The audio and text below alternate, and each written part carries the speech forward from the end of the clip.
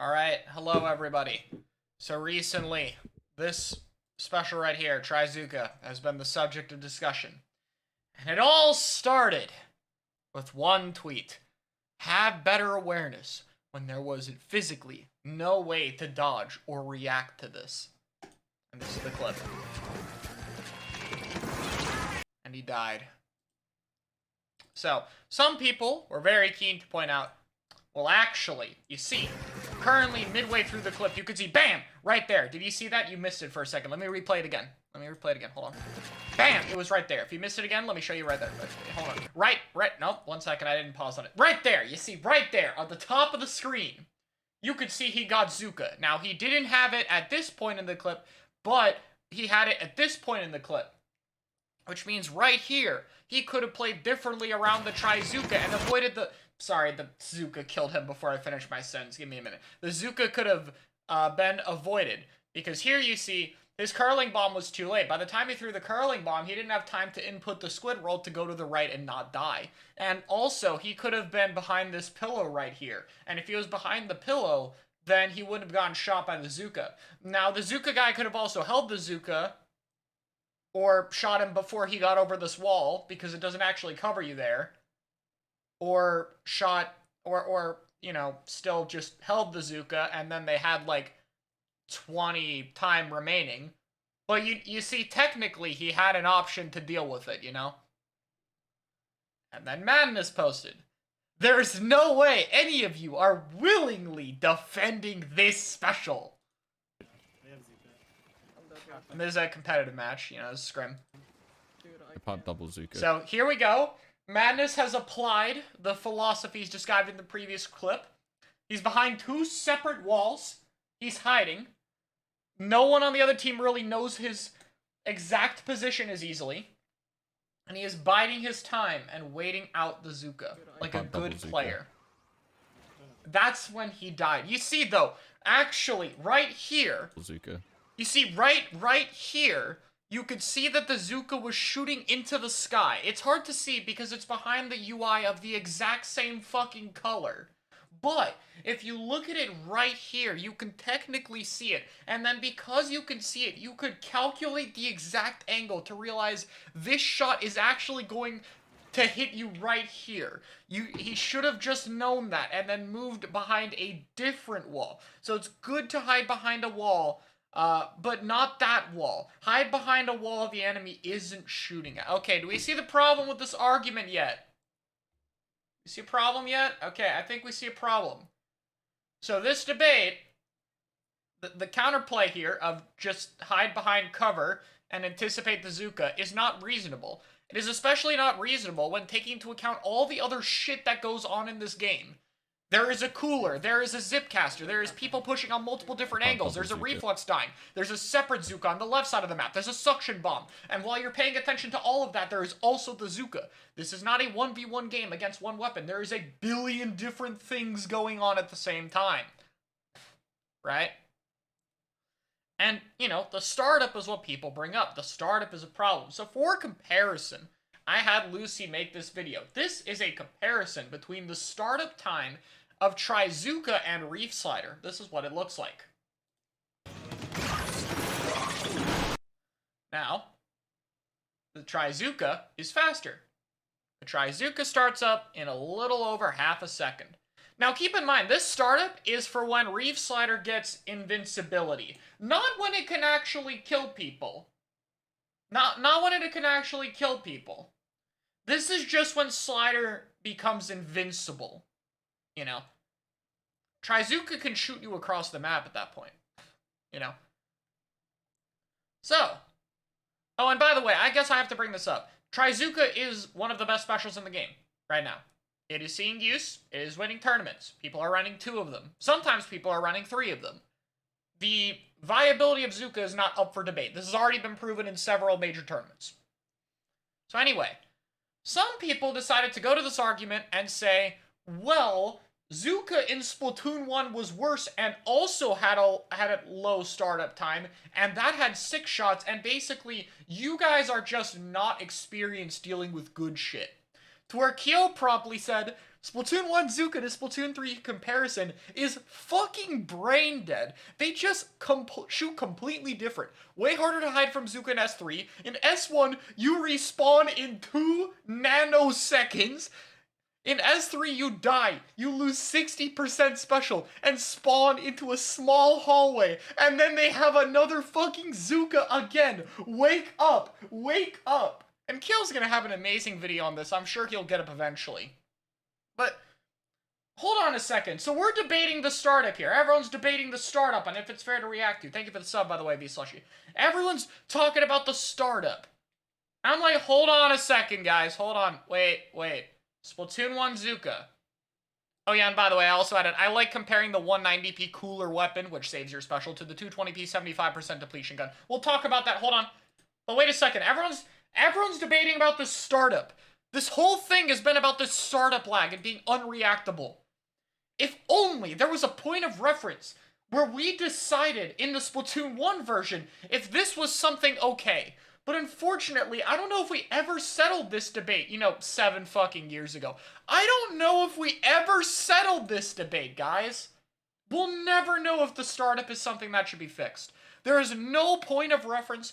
Like, it would be amazing if the developers said, yeah, this is a problem, actually, and we're gonna fix it. But they've never done that before. Wait a second.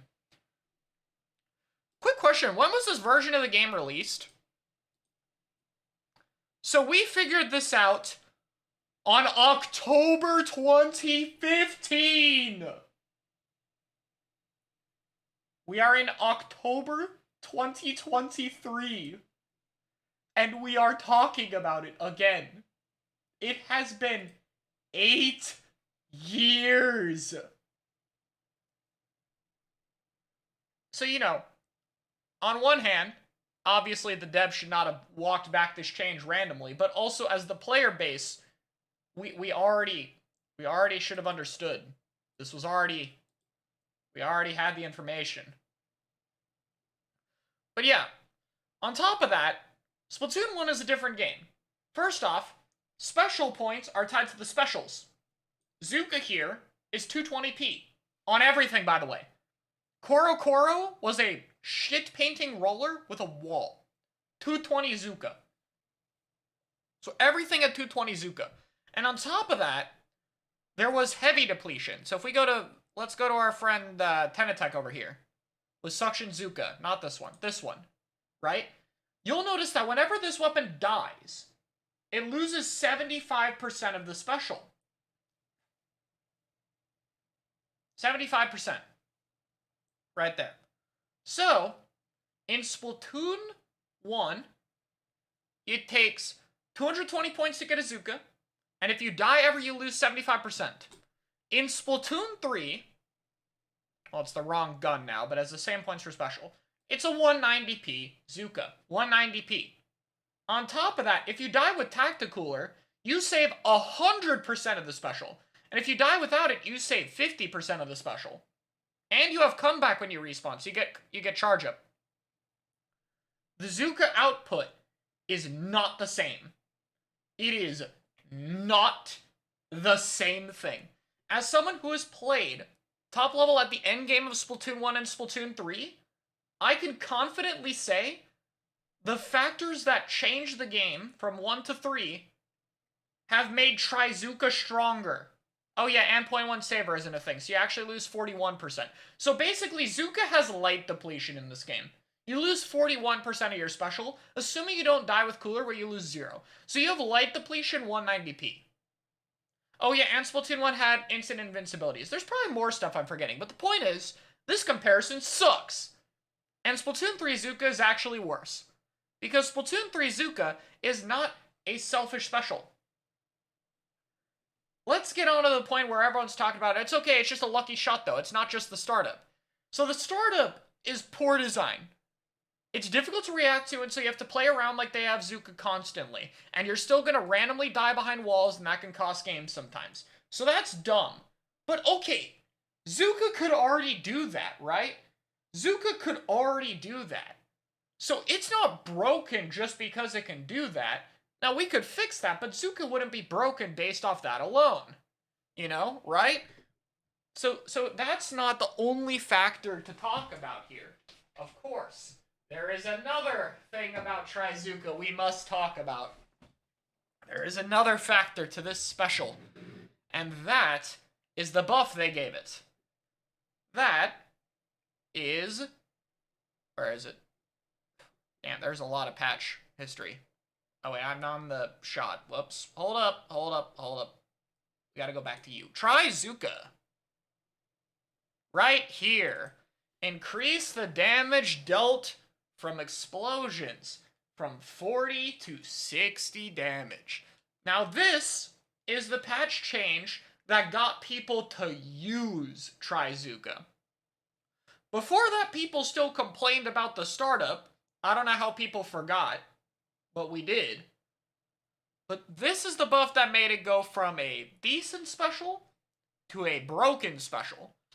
Now you might be thinking, does allowing it to do 60 damage really make it that broken? Does it really make it so that it's like one of, if not the best specials in the game, with the only competition being cooler? Well, let's think about this. I'm gonna select, let's select Jetpack for a second, you know? Because Jetpack was very similar. Jetpack always did 50 damage, it always two-shot. But you see, Jetpack used to have a very small 50 damage radius. Nobody even talked about the two-shot. It was tiny. And then they buffed it, and it became really good, and eventually they nerfed it down.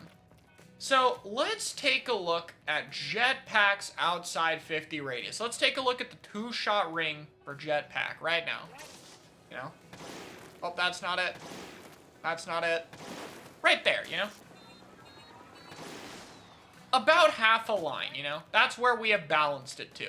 So Jetpack used to kill from, like, here, and then we reduced it from 15% and it kills, like, here, you know? Half a line away from the dummy, you know? And that, can we all agree Jetpack's kind of balanced right now? I mean, some people might not like it, but, like, you know, I think that nerf is fair. I think we can say that that radius is a healthy middle ground, you know, between the old and new radius. Can we all agree on that? Wonderful. What's the radius for Trizooka? Let's try Trizooka out. So, you know. Oh. Oh. You see, the explosion radius on Trizooka is so big that the paint it leaves on the floor doesn't even touch the dummy. You see how the paint is here, and the dummy got hit here and took 60 damage? So we have gone from half a line to an entire line. And that's a whole circle, by the way. That's an entire circle. And this has more range, a faster fire rate, better shot velocity. It deals 60 damage, so you have to heal from 120. And it has more range, and it has multiple shots, yada yada yada. Which makes it really hard to parry, by the way. Multiple shots makes it hard to parry. Because with Jetpack, you parry one shot. With Trizooka, you can try to parry it, but then you might get hit by the others. The downside to this is that, well, Jetpack has 7 shots, and Trizooka has 3 shots. And that's a fair point. That's a fair point indeed. Yes, the radius is that, but keep in mind, Trizooka has 3 bullets of that radius that swirl around each other, so that number is misleading. It is larger. We love having 3 shots in one.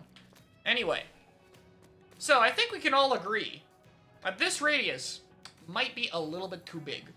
Maybe if I hit the opponent, the paint should have to be on them, you know? So I think that the Zooka blast radius should be reduced to be a little bit more than Jetpack. You know, we'll keep it bigger than Jetpack. It does have less shots, and it does more damage, and all that stuff. So, like, you know, it'd be a little bit better if it had a bit more than Jetpack. So, you know, let's, like, go 4 to 3 units, for example. But even with that, the core part of this is about what makes things broken. The whole part of this debate is the disconnect in understanding what makes Trizooka so good. A lot of people didn't understand some of the stuff I talked about in this video, but we're still very comfortable saying Trizooka wasn't actually that good. And yeah, there's the Splat 1 debate. So let's talk about this thread. FLC released this thread today, reducing the fire rate. I think the fire rate's fine given the duration it has, but if they gave it more duration fire rate, I guess you could mess with it instead. But I don't mind that it's easier to combo 60 hits together, but it's too little there. So let's talk about the FLC thread. I think a lot of this Inkzooka and other drama could be avoided if people understood why top players complained about things. Zooka, Crab, Ray Armor. Guys, these are not saying these are all the same thing. They're just talking about stuff that's good. All are these things with varying degrees of strong, but what they have in common and how much they disrupt normal play. Hell yeah, we got 3 kills. We can push the Rainmaker. Nope, someone in spawn pressed the Stingray button. Well, I'm in a really good position. Come here to join up with my team. Nope, you got Zooka'd and you're dead immediately. I just got in on the enemy team. Time to get my kills. Nope, they have a crab tank with, like, no lag because you could go for a ball to shot instantly. And a good spot to hold the enemy team back? Nope, they popped armor. They're actually going to run at you regardless of what happens. You know? And then, of course, you know, the more you see it, the more you die to it, the more frustrating it becomes. I think people understand this part. And we'll go to the cooler stuff later. But to talk about it, yes. When things reach a certain power level in this game, they start to just be able to do things. Trizooka, regardless of how perfect try to play and cover and track specials on the top of the screen and all that, at the end of the day, top players understand those concepts, and Zooka still more often than not gets its kills. At the end of the day, it still more often than not gets its kills. Because the power level is just that high. And the same thing was true with Jetpack. When Jetpack had its old blast radius, it had the same problem. And yet, despite the fact that we have understood, okay, the Jetpack radius was too big, we need to make it smaller, we have this some issue with doing the same thing here. This is the same thing as Jetpack.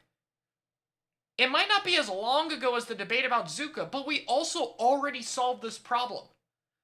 This is why it's annoying that Zooka's good right now in the same way that Jetpack is, because we already dealt with an annoying large blast radius, and now we're dealing with the same problem, and we have to do the same solution. The thing that makes this annoying, to me personally, is this isn't a new issue. The Zooka startup was something we learned 8 years ago, and this is something we learned, what, 3-4 months ago whenever Jetpack was fixed? And now we're dealing with an amalgamation of both of these annoying problems at the same time. That's why it's so annoying. Because these are two things we've already learned from experience are not good, and we're dealing with both of them at the same time. It isn't new. Nothing about what makes Trizooka too good and designed poorly in places is new. It's stuff we already dealt with. Yet for some reason we have to have this discussion again. You know? Now, later, he talks about that he thinks Cooler being added to this mix is a problem, and that it's a failure point in comps. Mainly, if your Cooler guy dies twice, it's really hard to come back. Like, if you get your Cooler guy staggered, you don't have Cooler, it limits the amount of aggression you can do, etc. And they think that Cooler is a much bigger problem than it actually is. In fact, they've commented on my own post here saying, I don't usually feel strongly about things, but Cooler is where I draw the line. This special needs to go. I have a lot of problems with Cooler, so many that I tried to make a video about it, and I had to stop because it was going over an hour. Now, personally, I would love to see this hour-long Cooler talk, because I like Cooler, and I would love to see why they think it's negative, and to debate about it, and to watch it, and have that discussion. So I hope he posts his hour-plus long rant regardless. It would be very cool to see it there, you know? But, for the time being, I think that, for me, I am very aware that Cooler is a crutch. Cooler is a crutch that helps make up for a lot of factors in this game that are a bit of a problem. And I'm totally aware of that. And for me, I think this game needs it because the amount of problems this game has to be fixed, from things like the maps, to special power, to how we're balancing the game, are just too drastic, and the patches happen too slow to the point where I think this is the best solution we have. Maybe in a perfect world, Cooler could be a problem, but for me, I think it's kind of a necessity. Regardless, that is a whole can of worms for another time. I would love to revisit that can of worms, but for now I'm going to move on from the Cooler thing. All in all, The problem isn't that people lack awareness. This debate back here where we started. It's that Zuka can kind of come out of nowhere, and no matter how aware you are, you have to flip a coin to see if you live or die. It's pointless mental overhead in already what is sensory overload, the video game. Top players, when communicating these problems, are always going to say things like, you can't counter Zuka. To which very smart people will say, actually. What they mean is you can't remove the mental overhead of Zuka without ruining your own ability to play the game. So to give a TLDR of that whole FLC thing, let's break it down in a little bit simpler terms. Overpowered specials disrupt normal play. By the way, Reborn's the person who did this. They had this perfectly, so I'm just going to quote from them. Overpowered specials disrupt normal play. It breaks apart the standard play that people have, and it changes it. For example, when Zuka gets a kill, it can take its own space. If we're going to compare it to Charger, for example, an E-liter can snipe someone across the map, but then the E-liter can't run into that part of the map and paint it and control it. A shot can. A Ray can disrupt a Rainmaker push from across the map, for example. That doesn't mean these things are the same, but they're comparable. Overpowered specials can disrupt the flow of a match. Zuka is not only a power level issue, but a frequency issue. Zuka happens a lot. It is cheap, it is easy to farm, it is easy to use, and then get another one. Especially since when you are fighting with Cooler, any amount of special charge you build while fighting is retained. Because of that, weapons like Shot that want to be very brawly can be brawly and still get a high special output. They don't have that dynamic that they used to have in previous games, where if you fight a lot, your special output suffers. It is not a big problem in this game.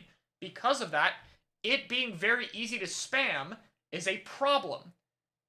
You have to be very careful with points for special in this game, and it's one of the many reasons why I don't think people realize if the default was 180p in this game would be awful. Cool or bad? That's the part we're not going to talk about today. The focus required to manage Zuka does not feel skillful, or at least detracts from the rewarding, interesting skill testing aspects of the game. This is the most important and possibly most complex part. Zuka and how it affects the game, in terms of what you have to do as the Zuka user compared to fighting the Zuka, breaks apart a lot of the flow of the match. It takes away strategy more than it adds to it. And this isn't to say that Zuka doesn't have strategy or there isn't strategy around it. Like, yes, against Zuka teams, you want to be able to push with Cooler to stagger them or force specials far away, or if you know they have Zuka, try to paint the map more and hide, or get Cooler for it, or have a counter special. It's not saying that counterplay doesn't exist. And that's the problem with this debate. The point of, and I'm not trying to signal hope out for this, they're just one of many people. There was a humongous thing. Pointing out that counterplay exists and what it is not new to the best players. People already know to hide behind walls or paint the map or any of that. The problem is that counterplay is not strong enough to work, nor is it fun enough for the game. Also, yes, of course, like every issue in this game, the maps make it worse. That's the one thing I didn't talk about when talking about Splatoon 1. In Splatoon 1 Zuka, you are on Maki. And you are running around in like 50 billion different locations. In Splatoon 3, you are approaching in 1 to 3 spots. It makes it a lot easier for the Zuka players to know where you are, even if they can't see you at times. Yeah, and there's also like barely any walls in this game anyway to begin with. Yeah, and that's not to say Zuka wouldn't have been dumb on good stages. It would have been. But it would have been less dumb. That's the thing. All of these small issues can combine to make things less bad. Nothing is a perfect solution. You know? Regardless, my takeaway from this entire discussion is I think my issue with everything here is that this discussion happened on Twitter. This discussion turned from what about Zuka is right to, okay, is Zorkonic right or is Hope right? Everyone take a side and go! Argue about it right now! And it blew up. That's what made it blow up. I made a tweet about Zuka that had, like, no attachment to this thread, and it had significantly less traction, and I have a huge following. Because I didn't want to attach myself to this argument. People attached people attach people to this. But this isn't about the people in this topic. This isn't about who's right. This is about how does Trizooka affect the game. What's the counterplay? Is that counterplay effective? And all of that. The conclusions to this did not happen on Twitter. So at the end of the day, my issue with things is that I think we discuss topics in this community very poorly. And realistically, the Trizooka debate should be one of the easiest discussions to have.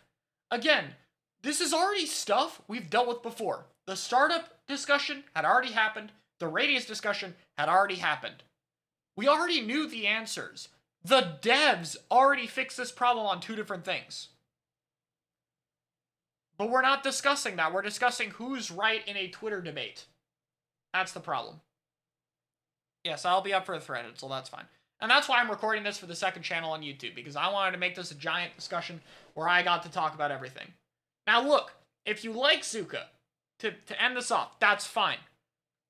I hope Trizooka stays as a viable special. It's a good entry tool. It combos well with a lot of things.